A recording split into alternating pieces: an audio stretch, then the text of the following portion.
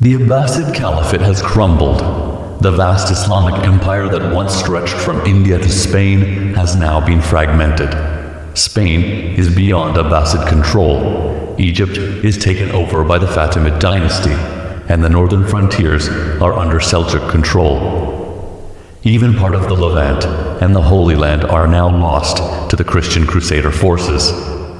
The unification of all the Muslims under one banner is now a dream long gone. But still today, we talk about this era with great interest, as one of the most important turn of events in history.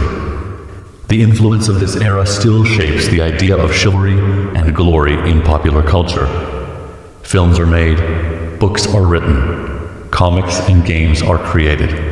From children to adults, people still reminisce about those days.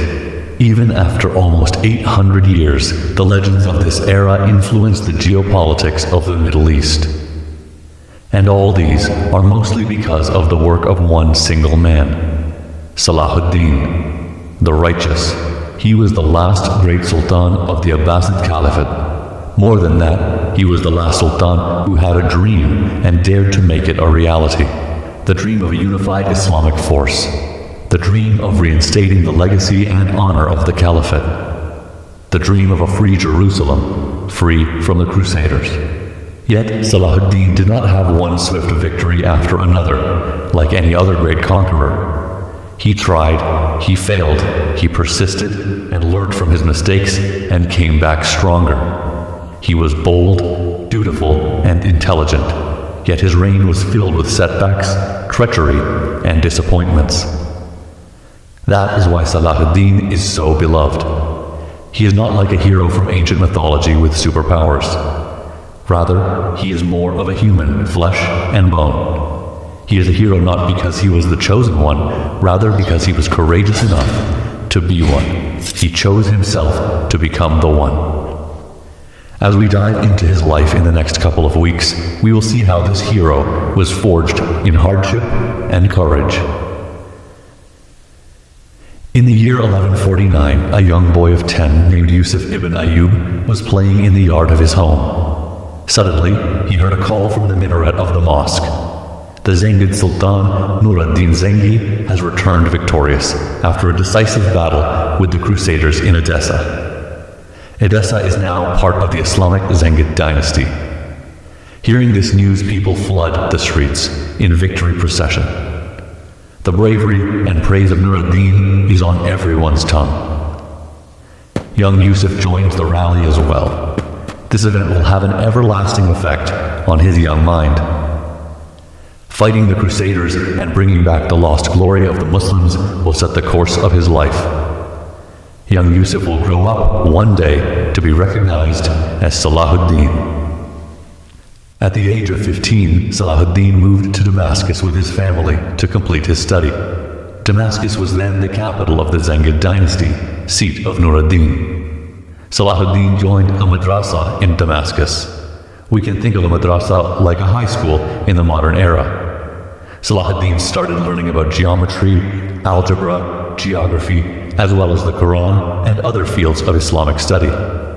At the same time, he was taken under the mentorship of his uncle, Asaduddin Shirkuh. Shirkuh was a general under Nur ad-Din. He was a man of solid build, a battle-hardened warrior. He lost one of his eyes in a battle and so used to wear a patch. This made him an imposing character. Under the mentorship of Shirkuh, Salahuddin started learning about military tactics and swordsmanship.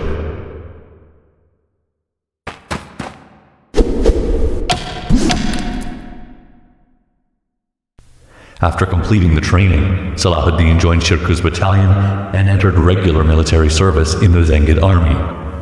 The time has come for Salahuddin to be of service to his childhood hero, Nur ad-Din. Meanwhile, in Egypt, a power struggle has erupted between two viziers of the Fatimid Caliphate. The Fatimids were a Shia dynasty and the Abbasids were Sunni. Sunni and Shia are the major two denominations of Islam. Historically, the two dynasties are rivals of one another. Anyway, back to Egypt. The two viziers trying to capture the de facto rule of Egypt were Sharwan and Dirgham. Sharwan was driven out of Egypt by his rival Dirgham. Sharwan asked for help from Nur ad-Din. So, in 1163, Nur ad-Din sent in an army under the command of Shirkuh to Egypt. Saladin also joined the army under his uncle's command. Saladin did not play any major role at this point, but the events that are about to unfold will be his first real lesson in military tactics and politics. So, we'll look into these events to understand how the stage was set for Saladin. With the help of Shirkuh's military prowess, Sharwan was reinstated as the Grand Vizier of Egypt. Shirkuh garrisoned his army near Cairo to support Sharwan's rule. But as time passed, the presence of a Sunni army in the heartland of the Shia dynasty started creating political friction in the Fatimid court. Sharwan was under great pressure to drive the Zengid army out of Egypt, but he himself had invited them, and without the support of this army, it would not be possible for him to hold on to power. So Sharwan started shopping for a new ally. Between the border of the Fatimid Egypt and Zengid Levant sat the Kingdom of Jerusalem, a crusader state under the reign of the Amalric. Sharwan established a secret alliance with Amalric and plotted to attack the Zengid army from both sides. Shirkuh and his army were stationed in a palace called Bilbis. They were attacked by Amalric from the northeast and by Sharwan from the southwest. This betrayal put the Zengid army in a critical situation. They were not strong enough to break through the lines of the Crusades to retreat to Syria. Neither could they fall back to Cairo because of Sharwan's betrayal. Seeing no other option to save his army, Shirkuh sent a message to Nur ad-Din for aid. Nur ad-Din was enraged by the betrayal. He had sent his army in good faith to help his ally in Egypt. But that same ally had now plotted to destroy his army by the help of crusaders. How dare Sharwan betray Nur ad-Din's trust? Yet Nur ad-Din was a clever ruler. He did not act in haste. His main goal now was to save one of his most prominent generals and his force. He couldn't let his army be destroyed by the crusaders. If that meant not taking revenge for Sharwan's betrayal now, so be it. There would be a time later to set the balance straight. Nur ad-Din could not send reinforcement to Egypt for Shirkuh's aid, as that would take a long time, and he was afraid that Shirkuh would not be able to hold off the enemy for long. So, he devised a plan to deter Amalric's campaign in Egypt. Nur ad-Din assembled a strike force and attacked the country of Tripoli. Not related to the current Libyan capital, the country of Tripoli was another crusader state and an ally of Amalric. So, when Nur ad-Din attacked Tripoli, Amalric had to stop his advancement in Egypt and send part of his troops back to defend Tripoli. This gave Shirkuh a window to move his forces back to Syria and save his army, and he took that opportunity. The Zengid army was safe for now, but Nur ad-Din and Shirkuh did not forget the betrayal by Sharwan. To plot with the Crusaders against fellow Muslims could not go unpunished. They were waiting for the right opportunity. That opportunity came in 1168, when Amalric broke his alliance with Egypt and attacked Cairo. Amalric always had his eyes on Egypt, not only for expansion of his territory, but also for the vast riches of Egypt. The weak rule of Sharwan gave him the perfect chance to attack. Amalric assembled his naval force and sailed toward Cairo through the Nile Delta. Egypt was too weak to defend itself under Sharwan's rule. So, the Fatimid Caliph, Al-Adid, begged Nur ad-Din to come and rescue Egypt. This was the moment that Nur ad-Din was waiting for. All these years of waiting in patience for the sweet taste of revenge had finally paid off. If they'd entered Egypt now as a liberating force, they would have the support of the people of Egypt to depose Sharwan, and as a bonus, they would also be able to defeat the Crusaders in yet another battle. So, the Zengids under the command of Shirkuh marched into Egypt. Saladin joined the expedition as well, this time as the commander of a battalion of the army. The Zengids and the Crusaders came face to face at a place called Al-Babain, west of Giza, near the desert border of the Nile. The Zengids chose this location intentionally for a strategic advantage which would become obvious later during the battle.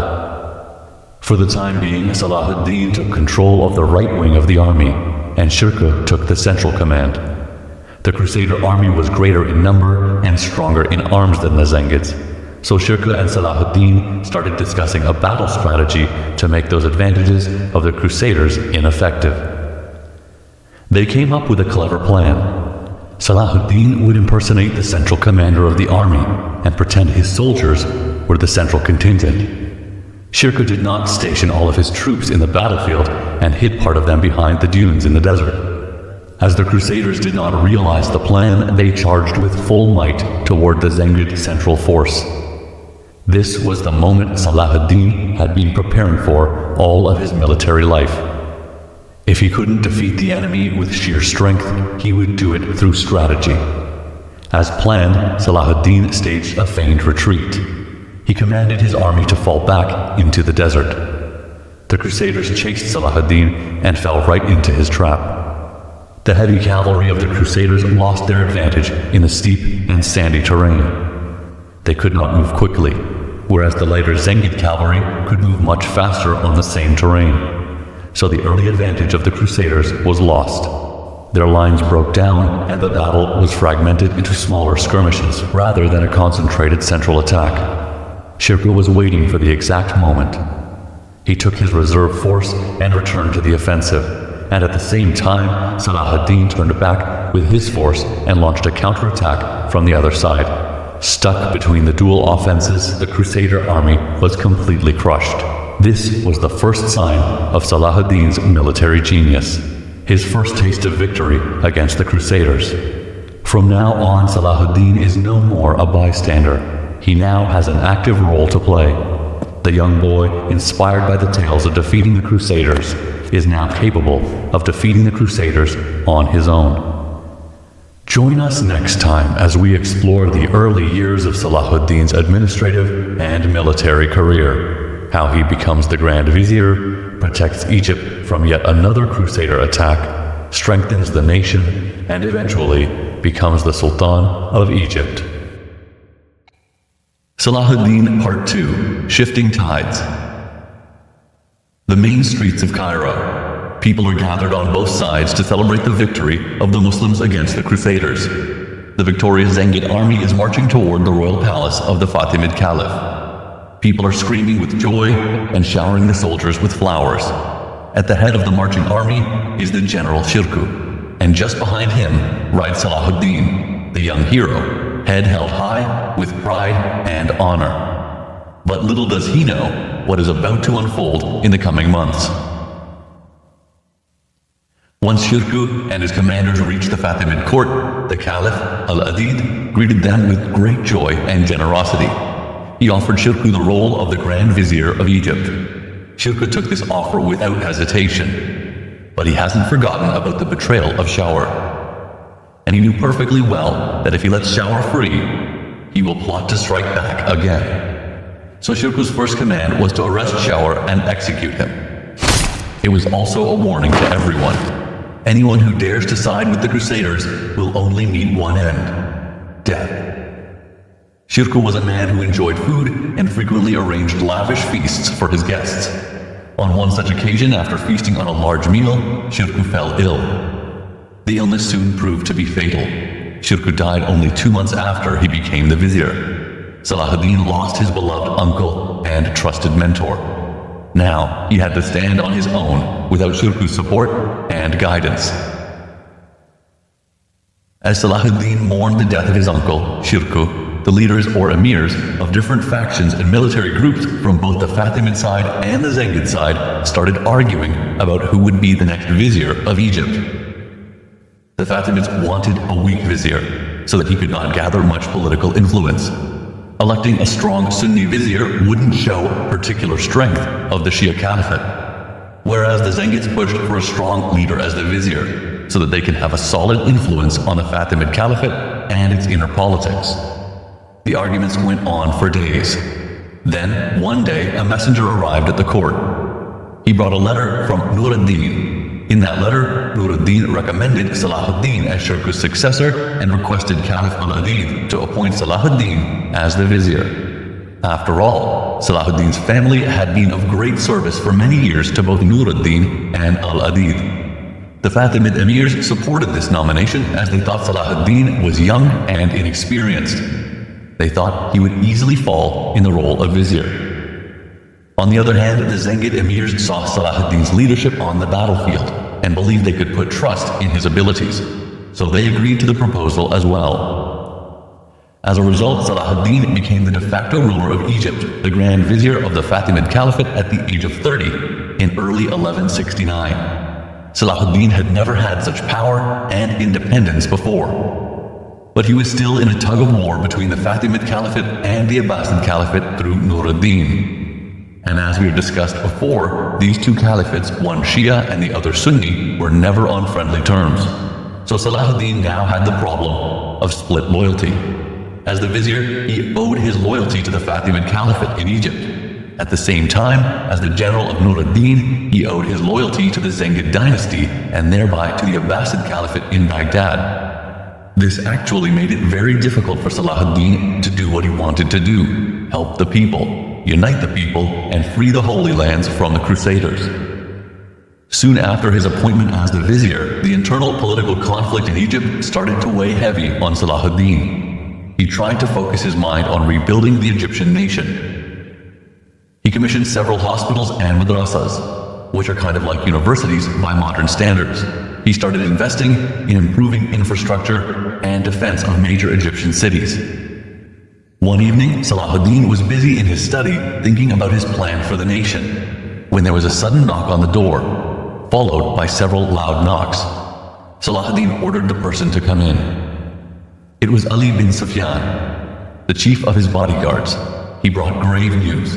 Some emirs of Egypt had decided to stage a revolt and assassinate Saladin in the dark of the night.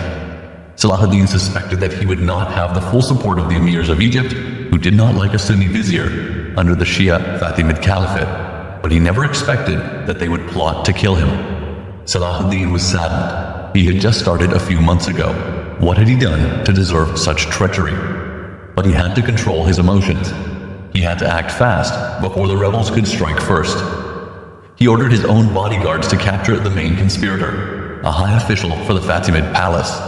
He was immediately arrested and executed. Yet it was not sufficient to completely stop the rebellion.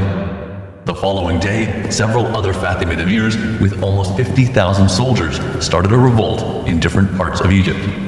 Saladin now had a civil war on his hands. As the civil war continued, the number of the wounded and the corpses piled up. After several months of fighting, the rebel emirs started to fall one after another. It took Saladin almost 6 months to completely quell the uprising. No mercy was shown to the rebel leaders. They either fell in battle or were executed. It was a hard lesson for the Egyptian emirs. Never again would anyone dare to rise against Saladin in Egypt. Saladin's swift and resolute actions saved Egypt from a long and bloody civil war. And he learned his lesson well. He started to rebuild his court, appointed trustworthy family members and friends in important roles of state. Besides this, he also started appointing people based on their skills and merits, and not because of their lineage and influence. This way, Saladin gradually created a strong and trusted inner council of his own. This solidified Saladin's political position in the Fatimid court. Now he could again focus on rebuilding the nation. Hardly 3 months had passed in peace, then disaster struck again. Towards the end of 1169, the Crusader states of the Byzantine Empire joined forces and sent a massive naval fleet to invade Egypt. They were approaching fast to attack an Egyptian port city, Damietta. Saladin had actually been working to strengthen the fortification of different parts of Egypt since he came to power, expecting an attack from the Crusaders. But he did not expect the attack to come from the Mediterranean Sea. He thought the Crusaders would invade on land through the Sinai Peninsula, as they had done before. So Saladin's main defense force was stationed much further south than Damietta. This meant it would take some time to send reinforcements to the port city. So he had to find a way to delay the invasion. He sent a messenger to the governor of Damietta asking him to block the entrance from the sea, so that the naval fleets could not come inside the defensive line. He wrote to them that the reinforcements were already on their way. Simultaneously, he commanded his army to march towards Damietta. Upon receiving news from Saladin, the defenders in Damietta strengthened the city defense and raised an iron chain across the city's branch of the Nile. This prevented the Crusader ships from entering the harbor from the sea and launching the attack. The Crusaders decided to blockade the city from the sea. This is exactly what Saladin anticipated. He could now send supplies easily to the city through the Nile, and reinforcements could reach the city from the southern side without confronting the enemy. The Crusaders realized they couldn't take the city as easily as they had thought. They began regular siege tactics and started deploying siege weapons to attack the city defense. They built catapults, siege towers, and ballistae. But the defenders of Damietta were able to defend one wave of Crusader attack after another. This was possible as they were getting regular supplies of food, arms, and men. From time to time, the defenders even went offensive to put pressure on the Crusader front lines. On one occasion, they even sent a fire ship down the river into the Byzantine fleet. As soon as it reached the fleet, the explosives stored inside the fire ship detonated, causing a huge explosion. 6 Byzantine warships were completely destroyed, and several others were damaged beyond repair. On several occasions, the defenders also rallied outside of the city walls, attacking the siege lines and destroying the siege engines that were pounding on the city walls. After several weeks of failed attempts to capture Damietta, the Crusaders started to run out of food and other supplies. Their plan to launch a swift and surprise attack on Egypt had utterly failed. There would be no way now to continue the invasion without suffering huge casualties. The war would drain their treasury dry, and the riches that they had planned to plunder from Egypt were now out of reach. So after almost 2 months of laying siege on Damietta, the Crusaders decided to withdraw and leave Egypt. Although the battles at the siege of Damietta were not as intense as other invasions by the Crusaders, the failure of combined Byzantine and Crusader forces to take a single Egyptian port city was actually a heavy blow to the morale of the Crusaders. This victory proved Saladin's capable leadership. It would be another 5 years before Egypt faced another external threat. Saladin now had the resources and support in Egypt to continue his master plan. Join us next time as we explore further consolidation of Saladin's power in Egypt and his struggle to unite the Muslim nations under one banner against the Crusaders. Stay tuned. Saladin Part 3: The Sultan in Action. Cairo, Egypt. 2 years since the Crusaders had to retreat from Damietta. It has been a peaceful time, and Saladin has used the time to strengthen Egypt. The economy improved, the army grew bigger and stronger. The defenses of major Egyptian cities were rebuilt. Saladin even went on the offensive against the Crusaders by sending troops to attack the border regions. Everything was going according to plan. Then suddenly, the Fatimid Caliph in Cairo fell gravely ill. As he had no designated successor, Egypt was up for grabs. After 2 centuries of Fatimid rule, seismic changes were about to take place. Quick action was necessary to prevent the power vacuum in Cairo from undoing all the work of Saladin so far. Moreover, Saladin was under immense political pressure from Nur ad-Din and the Caliph in Baghdad to establish Sunni dominance in Egypt. And Saladin was the second most powerful person in the country. Who was better suited to become the new king of Egypt? Upon the death of the last Fatimid Caliph Al-Adid, Saladin had now the opportunity to establish his own dynasty. Thus began the Ayyubid dynasty.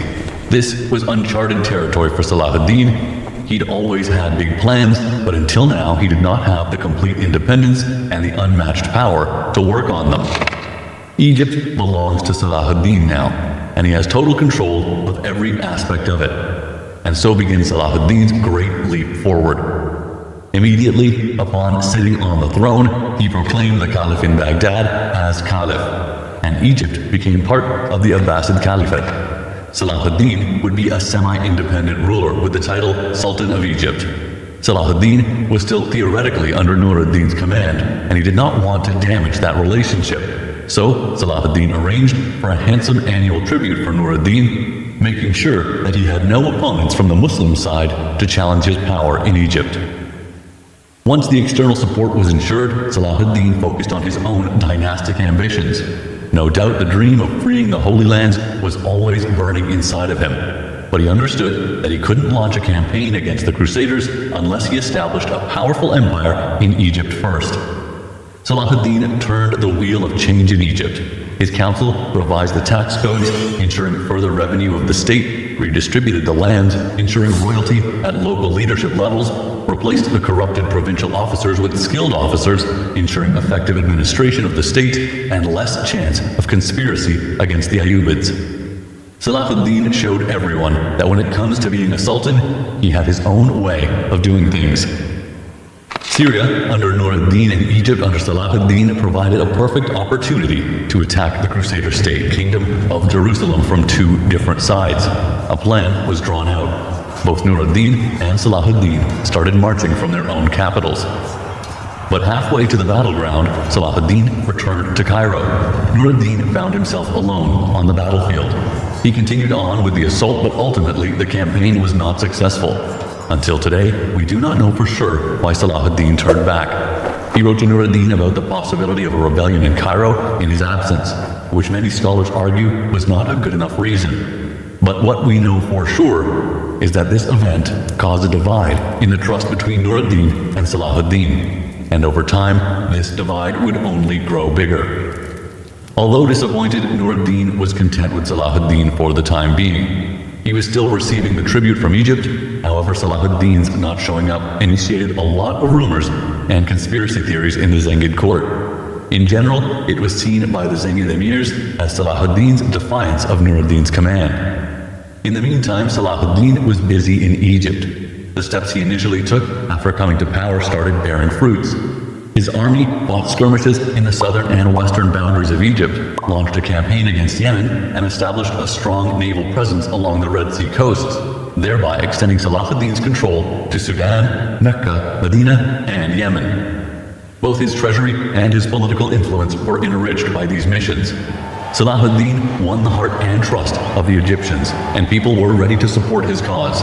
But the more Saladin grew in power, the more mistrust and friction occurred between the Ayyubids and the Zengids. Eventually, the Zengid emirs were able to convince Nur ad-Din that his once deputy had now become too powerful and needed to be removed. In 1174, Nur ad-Din started preparing his army to invade Egypt, and Saladin began preparations to defend it. But during the preparation, Nur ad-Din suddenly fell ill and passed away after only a few days. Nur ad-Din's successor was his son, Saleh, only 11 years old. The news of Nur ad-Din's death reached Saladin.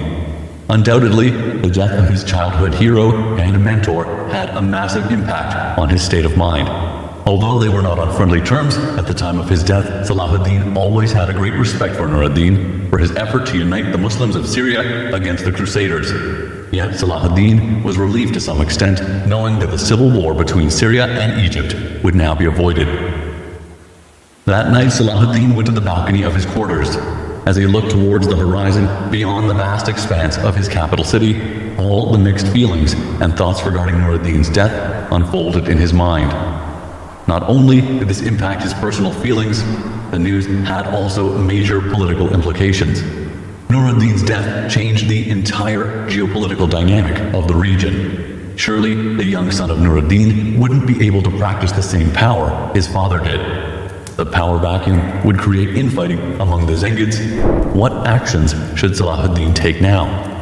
To drive the Crusaders out of the Holy Lands, the existence of a strong Syria is essential. Without strong fronts in both Egypt and Syria, the ultimate victory against the Crusaders cannot be guaranteed. And without Nur ad-Din, Syria does not have that strength any longer. Should Saladin launch a campaign against the Crusaders on his own? Perhaps, but if Syria fell into the wrong hands, then the Crusaders could form a new alliance and outmatch Saladin's force.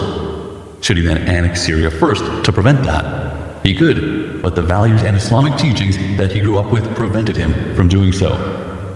He can't wage war against the family of his benefactor without any provocation. That would be hypocrisy for him, making him unsuitable to lead the armies in the Holy Lands according to his own standards of belief. Certainly, Saladin was an ambitious man, but his ambition was not more important to him than his principles. He knew in his heart that if he wished to be successful in freeing the Holy Lands from the Crusaders, he had to do it in an honorable way.